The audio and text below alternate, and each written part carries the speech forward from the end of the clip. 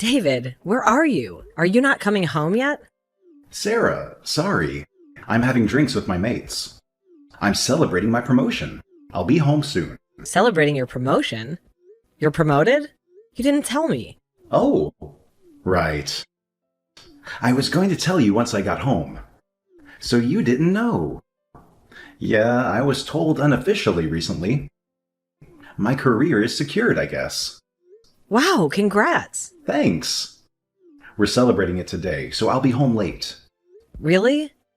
But we have a family gathering tomorrow. I'll introduce you to everyone, so you need to be there. Well, yeah. Of course I'll be there.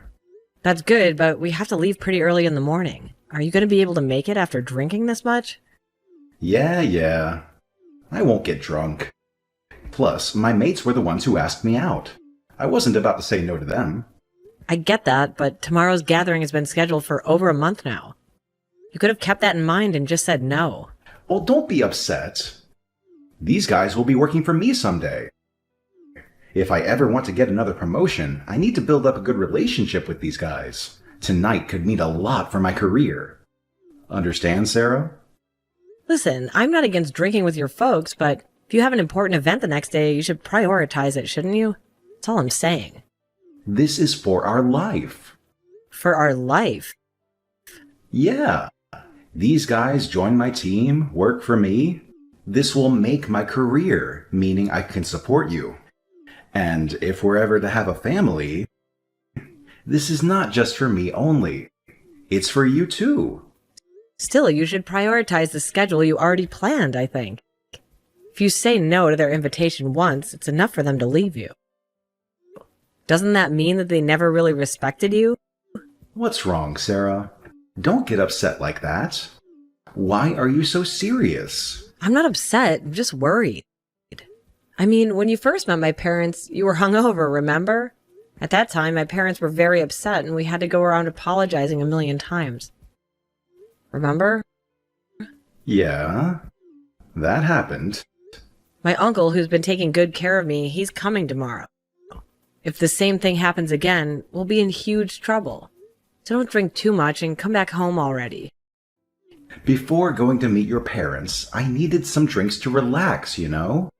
You see, meeting your parents made me more anxious than I'd ever been, I should say.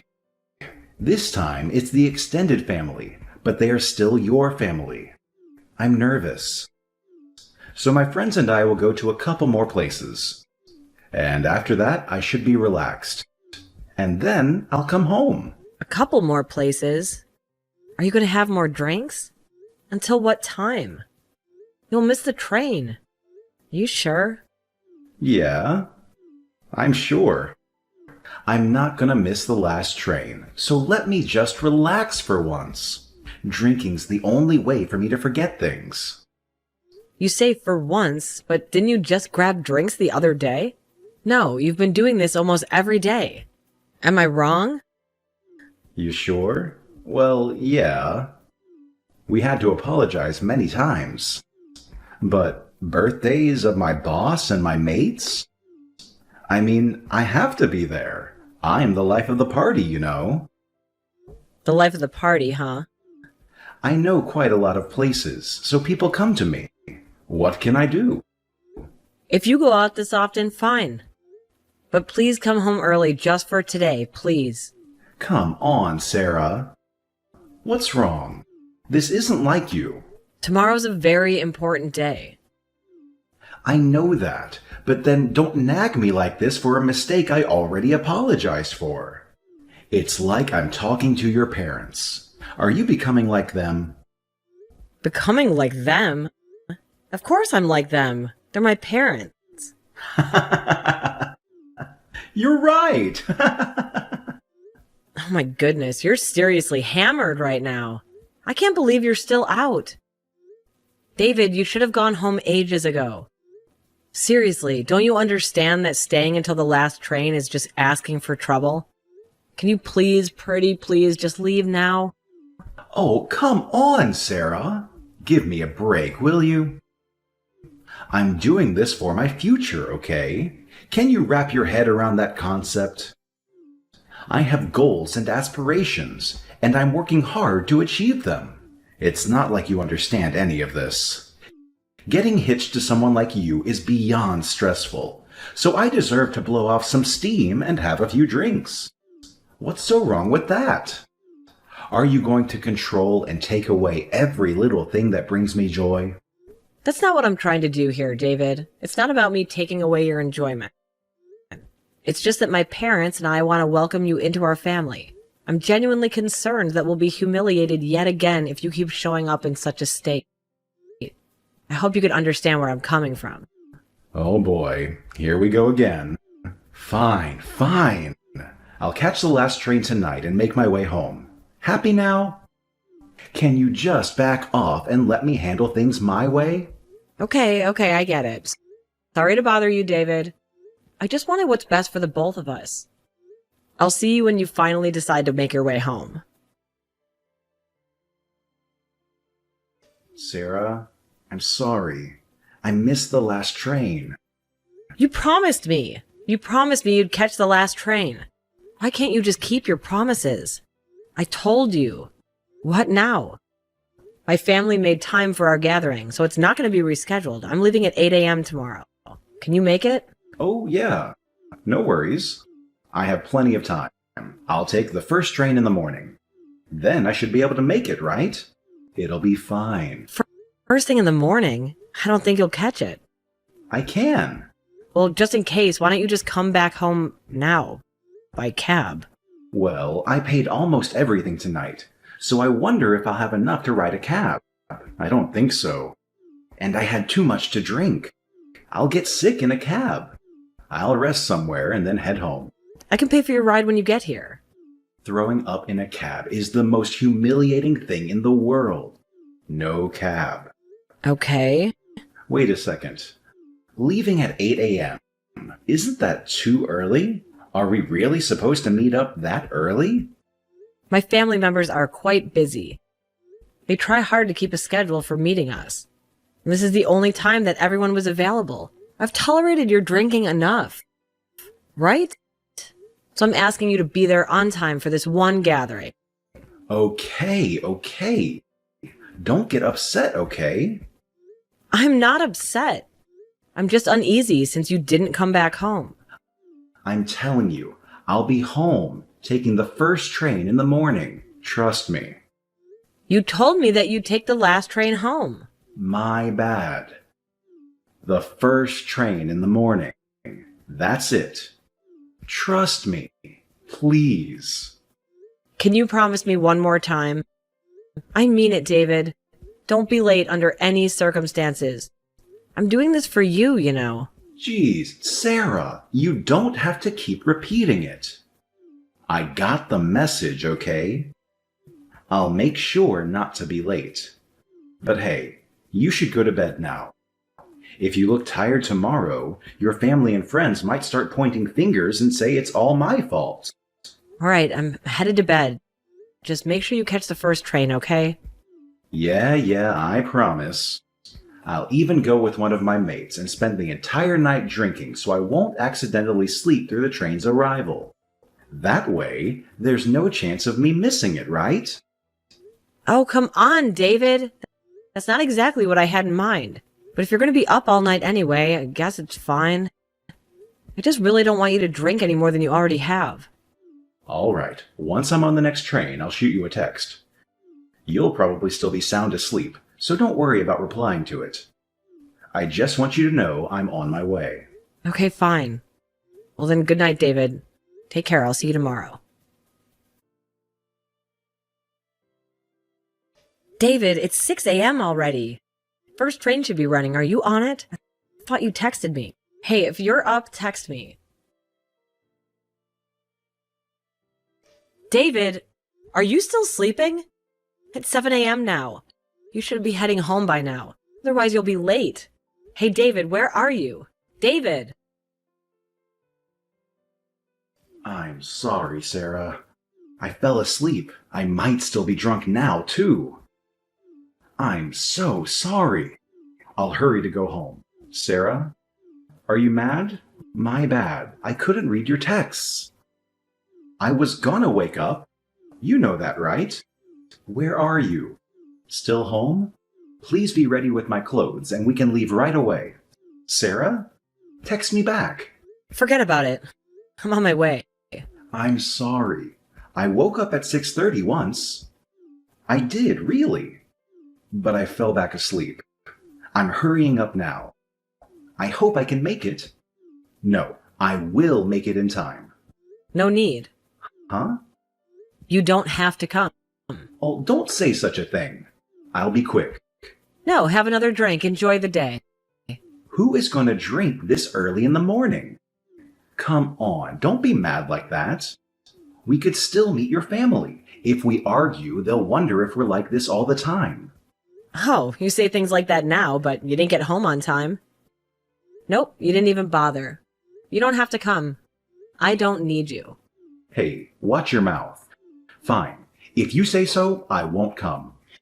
It's just a family gathering. You could have just showed up by yourself from the beginning. David, I can't stay with someone who keeps breaking promises like this. What are you saying all of a sudden?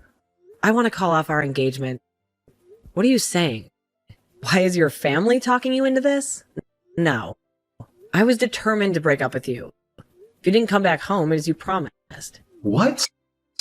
I packed up all my stuff yesterday. I moved out of our apartment already. Hey, you can't be serious, Sarah. I'm serious. At today's gathering, I'll tell everyone about this broken engagement. Stop kidding. Sure, that'll get everyone's attention, but they'll just be shocked. No one's gonna laugh at your joke. It's not a joke, so they don't need to laugh. Surely they'll be surprised, but they'll understand knowing you. Seriously? How can I joke about something like this? You're right. Oh, man. I'm sorry. I'm truly sorry. This will not happen again. Yeah? Forgive me. I was just drunk, you know? Today was an important day. I told you many times. I feel bad. I apologized, and we've met your parents. It's not easy now to break the engagement. It would be so embarrassing. Keep your temper. Right, Sarah? I can't. I've tolerated you enough. You've abused me mentally. You've cheated on me many times. And every time I've thought of breaking up with you. But then you apologized to me crying, so I forgive you. But I'm stopping it now. I was not good at forgiving you. So I'll bear the shame in that. But I've made up my mind. I can't stay with you. This is over. Even if I apologized this much? Yes, I can't do this. Oh my God. Enough. Don't get cocky. I'm apologizing, and you crossed the line. A family gathering like that is just an informal thing for old geezers. Why do I even have to go to such a thing anyways? I get nervous. It's tiring, and I have to fake a smile. I don't want to go. You can imagine. For you, it's your family. But for me, these guys are nobody. Your family is nothing to me. Can't you see? You could have been thoughtful about things like this. I attended all your family's gatherings. All of them, and I never complained. And I was never late. Am I wrong? They're no one to me, but I faked a smile to act like your ideal wife. You know, Sarah, it's a woman's job to give the man what he wants. That's your purpose, right? Wait, hold on a second. Are you being serious right now? You can't honestly believe that, can you? Well, all the women around me seem to behave that way. It's only you who has ever complained about it. Maybe it's time for you to grow up and see things differently. I can't believe what I'm hearing. If that's truly how you view relationships and women's roles, then I don't think I can marry you. Fine, have it your way. I'll find someone else to replace you easily. Don't worry about me, Sarah. You'll regret this stupid decision you're making. Breaking up with me just after I got promoted. Don't think you can come crawling back to me when I'm rich and successful. When I'm even further promoted and famous, everyone will be watching. So don't even think about stalking me or threatening me to start over with you. I won't be able to deal with it. Just remember, Sarah, fame changes things. Bye-bye. Sarah, it's been a while. It's me. Can we talk? Well, I hurt you very much, and I'm sorry about it. I truly am sorry. So, can we get back together, please? You're all that I have. I realized. Please, Sarah, reply to me. What? We broke up. Broken engagement. You know what that means. It's too late to apologize. Now back off. Besides, I thought you wouldn't want to get back together with me. I'm so sorry. I had no idea that you were the niece of the CEO. Yeah? The CEO announced my demotion today, and I'll be sent to a remote office. And? I asked for a reason, and he told me that you're his niece, and I said something bad to you. Well, it's true, isn't it? And I've told you many times my uncle, who's very important to me, was coming. So you better be there. And still, you chose not to come. Why didn't you tell me that the CEO is your uncle? If I knew, I wouldn't have gone out for a single drink. I would have attended. I'd be there no matter what. Bullshit! If you knew I was related to the CEO, you wouldn't go drinking? You'd attend the gathering? Of course. Of course I put you at the top of the list if I knew. How could you not tell me? Well, my uncle and aunt have no children. They couldn't have one, but they liked taking care of kids. And after I was born, they treated me like their own child. They were there for me during everything. And they didn't miss it to celebrate any occasion, even though they were so busy. And when my uncle found out that I was getting married to one of his employees, he was happy and he promoted you. I didn't know. I thought this was on my results. My uncle likes surprising people. He told me not to tell you because he wanted to surprise you at the gathering. So that's why I didn't tell you. Oh, boy. But you didn't show up at the gathering, of course. I told everyone the reason why. You. How could you? I told them about the engagement, about the mental abuses, and about cheating all of them. And they listened to me. I could barely breathe. I was so emotional at the end, but everyone stayed by my side. Of course, my uncle too. He was very mad, and said that he was ashamed, and that he appointed you to take the lead.